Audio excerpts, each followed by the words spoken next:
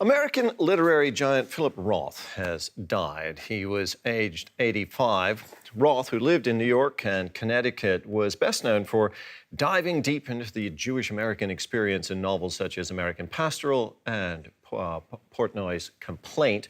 The grandson of Jewish immigrants, he wrote more than 30 books in his lifetime. He won every major U.S. literary award, including the Pulitzer Prize.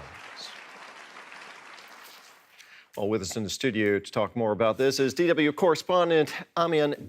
Good morning, Amien. Good morning. Now, Philip Roth was considered a literary giant. Many of his books were also turned into films, so he was hugely successful. What made him so successful? Well, first of all, it's hard to overemphasize how big this guy was. If you studied literature, he felt like he belonged more to this category of literary giants like Hemingway, Faulkner, Fitzgerald, these people where you just use the last name, you know? Somebody who was a towering figure, who was in every textbook if you wanted to talk about American literature.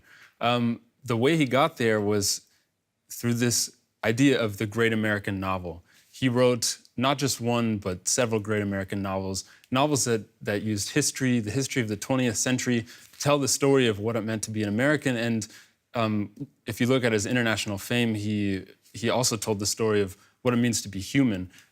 He's been published all around the world. Novels like American Pastoral, that's like it shows a vast expanse of American history, but in one Jewish American family, American radicalism and issues like this. So you put him in a league with Hemingway and Faulkner. When we talk about style, we can define maybe a Faulkner-esque style. Did Philip Roth have a distinctive style of writing? Is there a typical Rothian literary style? Sure. If you read one paragraph of Roth and you're interested in Roth, you're a Roth fan, you know it's him. But the thing is, like a lot of his peers, because he came after Hemingway, he was like coming of age in the 60s.